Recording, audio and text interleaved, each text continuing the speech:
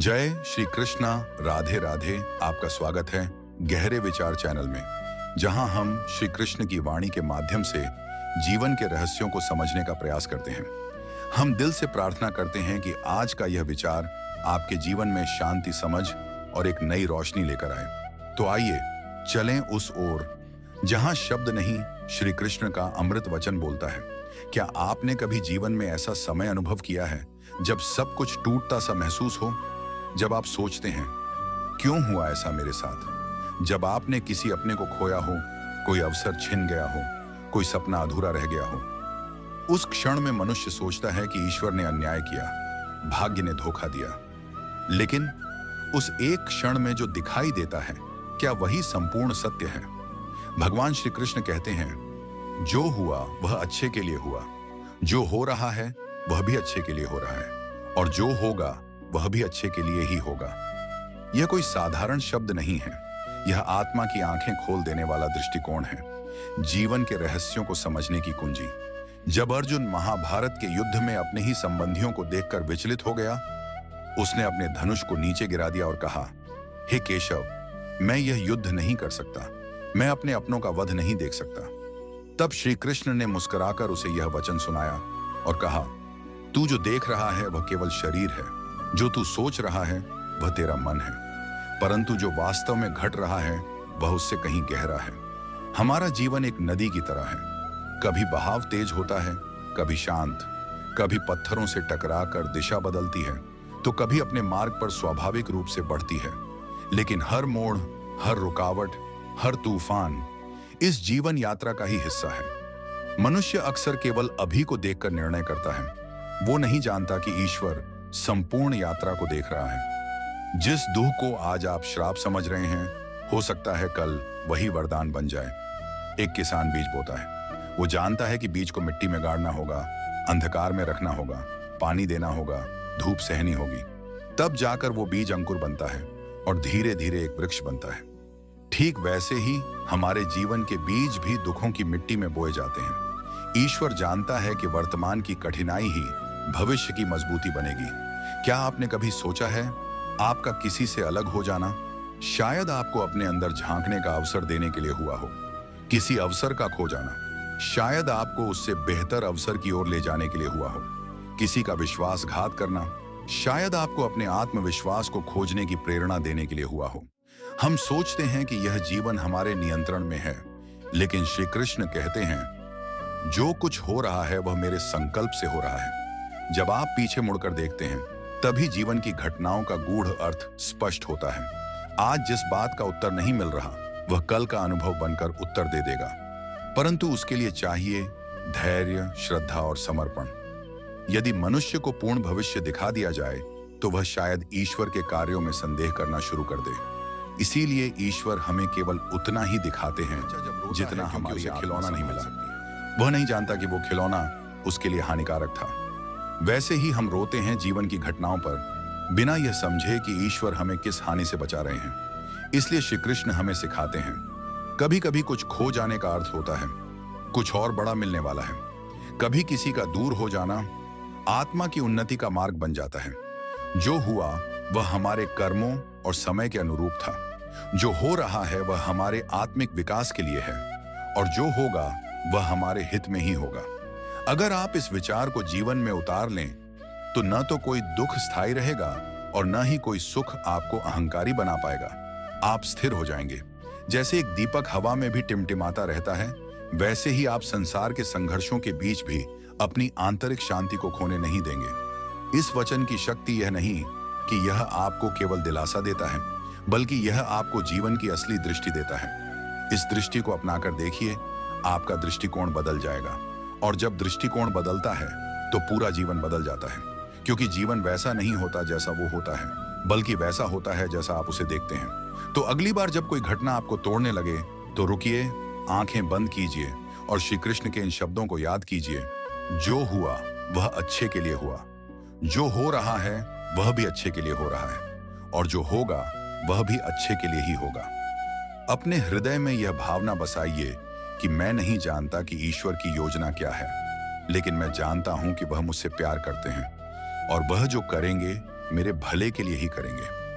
कभी आपने सोचा है हमारे जीवन में ऐसा क्यों होता है कि जब हम सबसे ज्यादा कुछ चाहते हैं उसी समय वह हमसे छिन जाता है। कभी हम रिश्तों में हारते हैं, कभी सपनों में।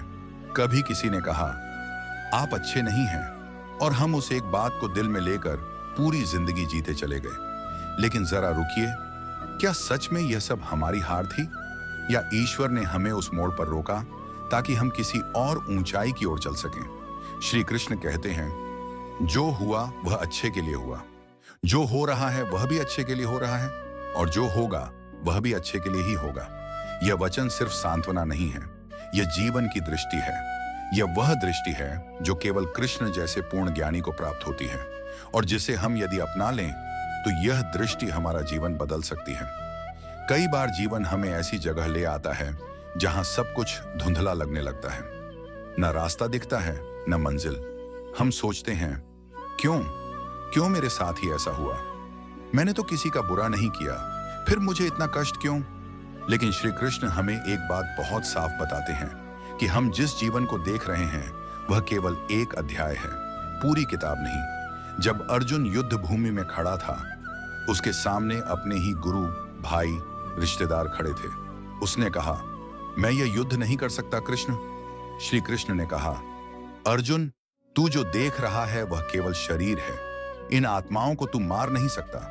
तेरा काम केवल कर्म करना है, न कि परिणाम के डर में अपने धर्म से हट जाना।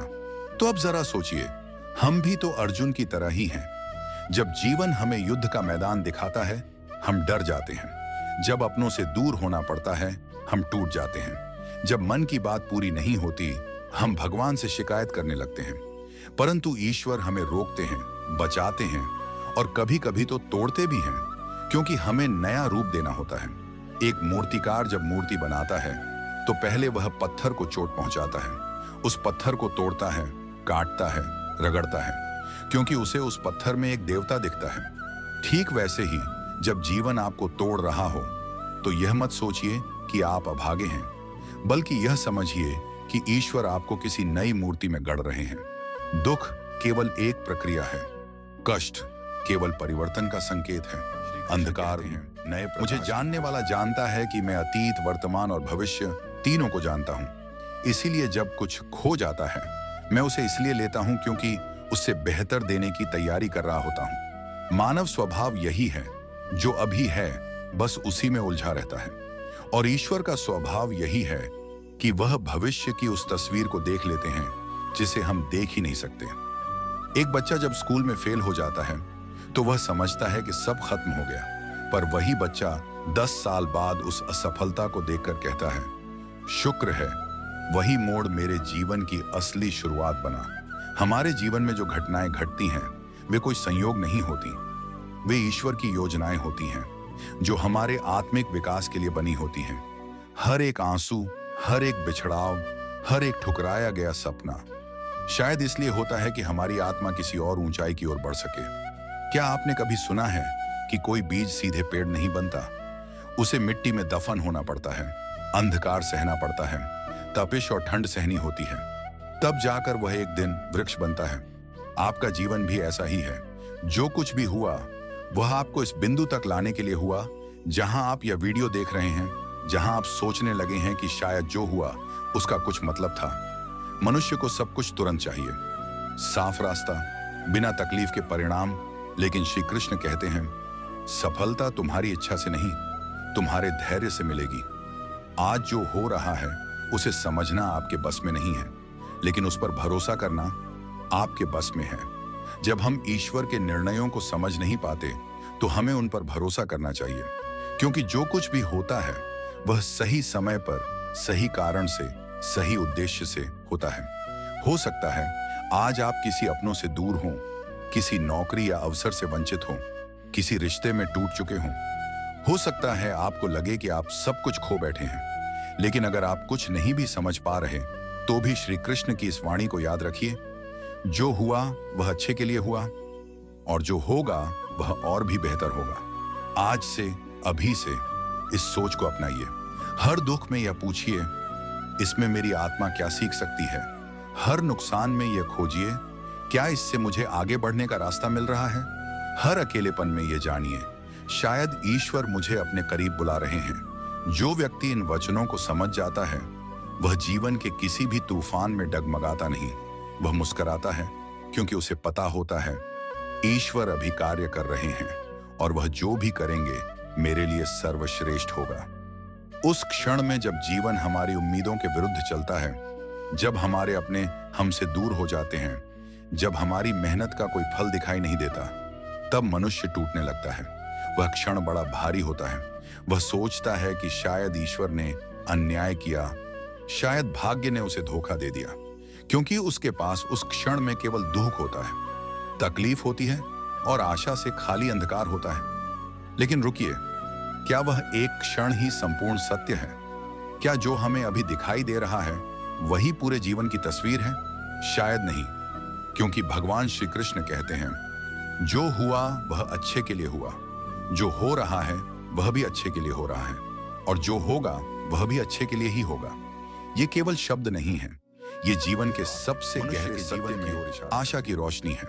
जब वह अंधकार में फंसा हो, जब अर्जुन महाभारत के युद्ध में अपने ही संबंधियों को देखकर विचलित हो गया, जब उसने कहा हे केशव, मैं यह युद्ध नहीं कर सकता, तब श्री कृष्ण ने उसे केवल युद्ध का मार्ग नहीं दिखाया बल्कि जीवन का अर्थ बताया। उन्होंने बताया कि मनुष्य केवल दृश्य घटनाओं से बंधा नहीं है, बल्कि वह एक बहुत बड़े विराट सत्य का अंश है। हमारी सीमित दृष्टि केवल वर्तमान को देखती है, लेकिन श्री कृष्ण की दृष्टि काल के उस पार तक जाती है। उन्हें दिखता है कि जिस क्षण में दुख है उसी क्षण में भविष्य की शुभता पल रही होती है। जब हम किसी कठिन परिस्थिति से गुजरते हैं तब हमारे भीतर कुछ नया जन्म लेता है, कभी सहनशीलता, कभी धैर्य, कभी विवेक, और सबसे बड़ा समर्पण। समर्पण उस शक्ति के आगे जो हमारे जीवन की डोर थामे हुए है। हम नहीं जानते कि हमारे साथ जो हो रहा है उसका अंतिम परिणाम क्या होगा, लेकिन कृष्ण जानते हैं, और जब वे कहते हैं जो हुआ वह अच्छे के लिए हुआ, तो यह केवल एक सांत्वना नहीं होती, ये एक दिव्य दृष्टिकोण है जो हमें वर्तमान की पीड़ा के पार देखने में सक्षम बनाता है। मानव जीवन में दुख अनिवार्य है, लेकिन वेदना में भी चेतना की गहराई छुपी होती है। कई बार हम जिस बात को हार मानते हैं वही बात हमें अपने वास्तविक मार्ग की ओर मोड़ती है। कृष्ण का यह वाक्य जो हुआ वह अच्छे के लिए हुआ हमें एक ऐसे दृष्टिकोण की ओर ले जाता है जहां हम अपनी जिंदगी के हर अनुभव को ईश्वर का प्रसाद समझकर स्वीकार करना सीखते हैं। एक व्यक्ति अपनी नौकरी खो देता है, वह टूट जाता है, लेकिन कुछ महीनों बाद वही व्यक्ति एक नया व्यवसाय शुरू करता है और उसमें सफलता पाता है। वह कहता है अगर वह नौकरी नहीं गई होती तो मैं कभी अपने सपनों के पीछे नहीं भागता। तो क्या हुआ? बुरा हुआ, या वो बुरा एक अच्छे की भूमिका बन गया। इसीलिए श्री कृष्ण कहते हैं क्योंकि वर्तमान की कठिनाई ही भविष्य के उन्नयन का बीज होती है। आप जब संघर्ष करते हैं तो ईश्वर आपके भीतर सहन शक्ति भरता है। जब सब छूटता है तो आप आत्मा से जुड़ते हैं। जब आप अकेले होते हैं तो आप स्वयं की आवाज सुनना शुरू करते हैं। और यही तो श्री कृष्ण की शिक्षा है, जो दिखाई दे रहा है वह सब कुछ नहीं है। मनुष्य अक्सर भविष्य को लेकर भयभीत होता है, क्या होगा, कब होगा, कैसे होगा। लेकिन श्री कृष्ण इस भय को भी एक वाक्य से समाप्त कर देते हैं, जो होगा वह भी अच्छे के लिए ही होगा। क्यों? क्योंकि भविष्य उस ईश्वर के हाथ में है जो हमसे अधिक हमें जानता है। कभी पर्वत की चढ़ाई सी कठिन, कभी झील की शांति सी सरल, कभी कांटों से भरी, कभी फूलों से सजी, लेकिन हर मोड़ पर ईश्वर की योजना काम कर रही होती है। आपका हर अनुभव, हर हंसी, हर आंसू, हर चुप्पी किसी बड़े उद्देश्य की ओर ले जा रहा होता है। और यह दृष्टि, यही समझ ही हमें स्थिर बनाती है, हमें अपने जीवन में विश्वास रखना सिखाती है, हमें इस बात की याद दिलाती है कि हम केवल कर्म योगी हैं, फल पर अधिकार हमारा नहीं है। हमें बस करना है अपने कर्तव्य को पूर्ण निष्ठा से। जब कोई रिश्ता टूटे। इस वीडियो में बस इतना ही। आशा है कि आपको इससे बहुत कुछ सीखने को मिला होगा। धन्यवाद। जय श्री राधे कृष्ण।